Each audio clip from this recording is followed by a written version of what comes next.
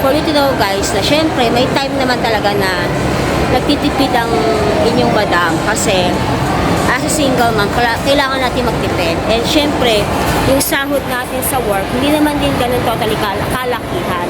So, just to relax myself after 5 days of working, gusto ko naman na ipahinga yung sarili ko. And syempre, gusto ko naman kumain ng mga gusto kong kainin na yung alam kong swak sa budget and very affordable.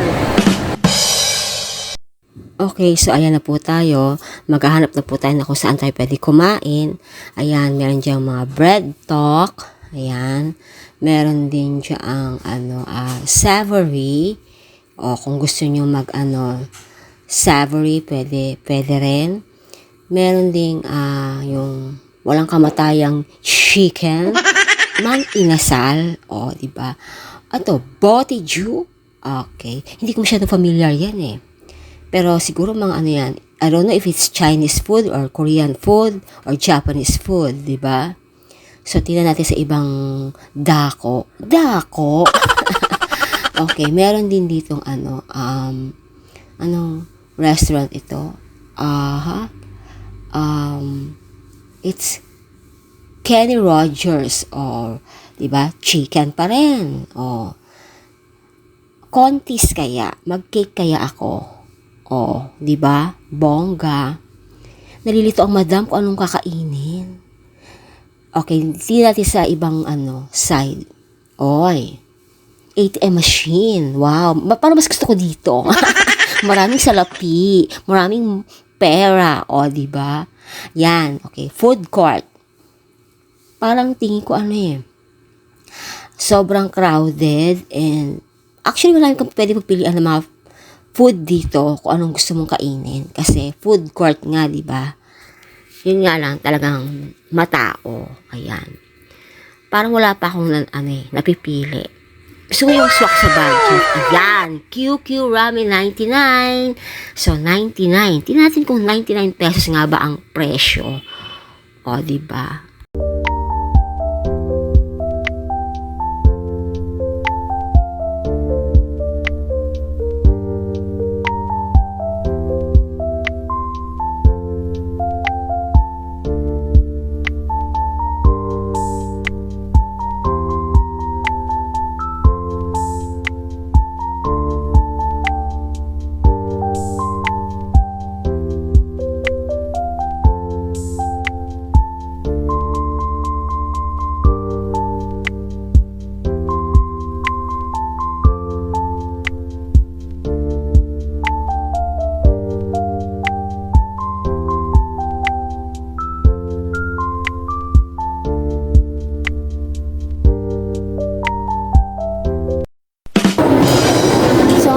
Naka-order na po yung madam. Andito tayo sa QQ Ramen 99. So, I tried 99 pesos yung meal nila. And tingnan natin kung paano kasarap yung 99 pesos. So, medyo sulit siya and affordable. So, tingnan natin kung masasarapan bang madam. Diba? Actually, maraming mga kumakain dito kasi nga, since it's Friday, syempre, diba, kinabukasan walang pasok. So, it's about weekend. That's why, maraming tao talaga sa mga malls. So, yun guys, kasama ko dito yung mga kabataan. Actually, ito yung namin, table. Ayan, diba? Para kami nasa Barrio Fiesta. Ayan sila, ayan, diba? Yan yung mga Gen Z na kaidara ni Madam. Kaidara. Ang gaganda nila, diba? Ayan. Paminsan-minsan, pag may time, kailangan magpa-chill, magpa-relax, diba? Alam namin yan. Kahit zero. Saan specialty kayo? Anong school kayo? Philippine Christian School, University. Okay. PCU, sa Silang Cavite. Ayan. Kasi baka isipin nyo, Pasilang. Basta PCU Cavite, Philippine Christian University. Ayan. Sila po yung mga student. College pa kayo o high school? Senior high. Ano may K-12? Ayan. Sila yung tinamaan ng K-12 guys. Pero, kumusta mag-aaral? Nakakapagod. Oh no! Pero di ba mga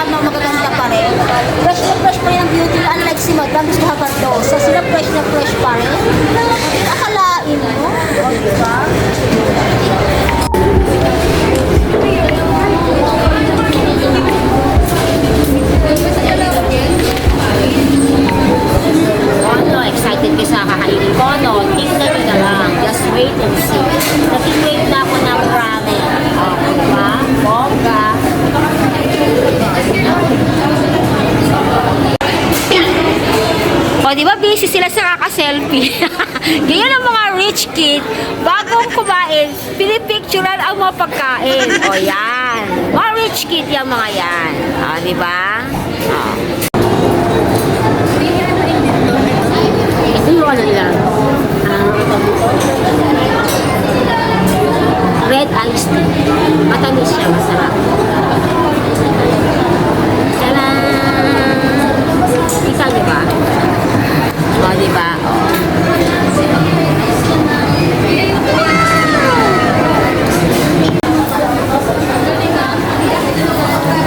Dito magsusubok ang madam. Paano siya mag-chopstick? O, diba? Actually guys, iniisip ko kung anong klaseng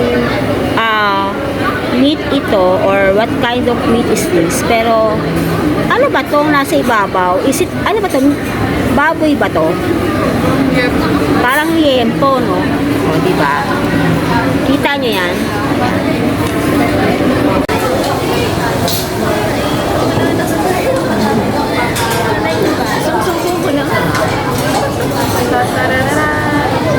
Ang sarap ng sabaw. Time lapse kami. Full time. Pwede ba sabi ni Ma'am ano, isang product lang daw. Mainit. Hindi naman sinabi na ako ano, kami mo. Ano ka? Sabi niya kasi isang product.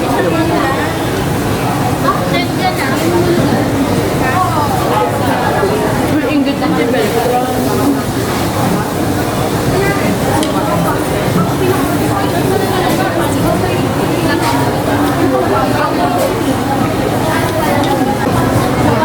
Yung texture niya, ano, parang siyang ano, miswa, pero hindi. Iba yung ano niya. Parang lang, it looks like. Masarap yung sabaw.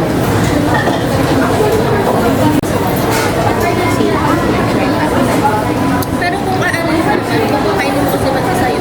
Hindi talaga masama. Okay naman siya kung may kasama.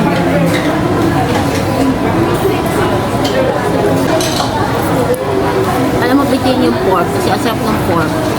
Kaya isang piraso lang. Bisyosa ang madam. Gusto mo na maraming pork? Pero init niya eh, pero okay lang.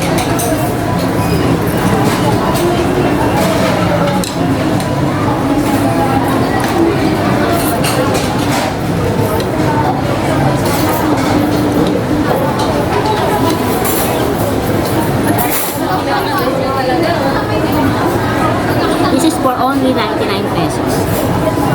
Kaya ang advice ko guys, pag kumain kayo ng mga ganito, huwag kayo basta iinom ng malamig kasi nga, para yung ngipin nyo eh, baka mas nangga. Kasi pag kumakain kayo ng mainit, tapos iinom kayo ng malamig, di ba? Diba? Ang dami.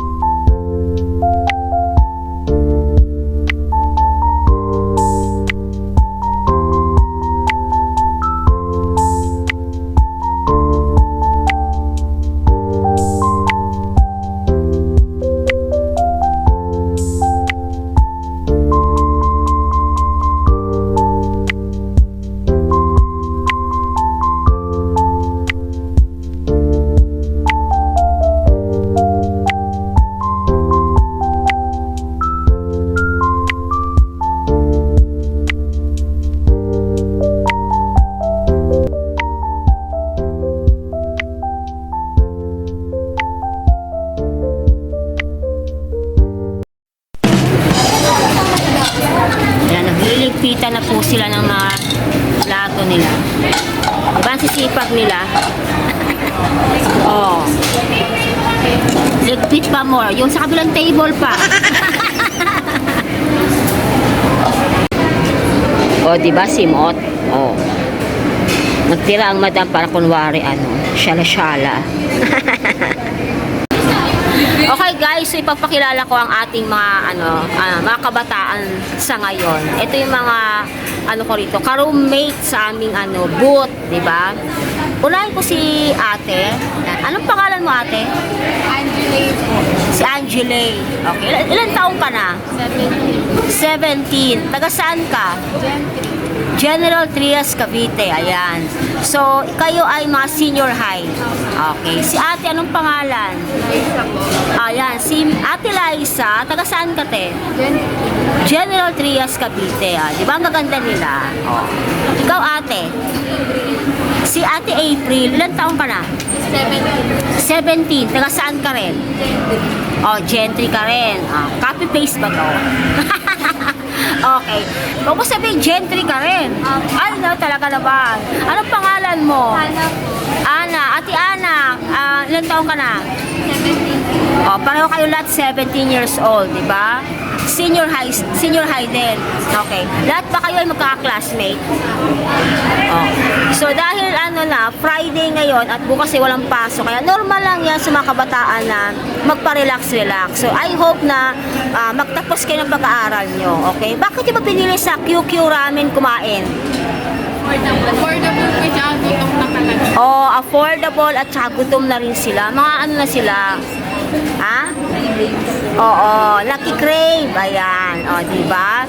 Ano guys, so nasiyan mo kayo sa kaluluwag sa akin munting video. So, kayo rin guys, try nyo rin i-visit itong QQ Ramen 99 para malaman nyo rin po yung taste ng kanilang food and para makita nyo rin po yung kanilang napakagandang restaurant kasi napakaganda na kanilang ambience. Tingnan nyo naman guys, o diba? Akala mo yung nasa mga Korea or Chinese, China na iba-iba yung klase ng bubog, may mga style, diba? Yung kanilang bubog. Yung kanilang tables and chairs, style sila, parang barrio fiesta. So if I were you guys, try to visit QQ Ramen 99 at SM Dasmariñas, Cavite. So yun lang, and I hope na nag-enjoy kayo sa aking munting food vlog together with the students of Philippine Christian University. And please don't forget to like and subscribe to my YouTube channel, Vlog Dominic Vlogs. And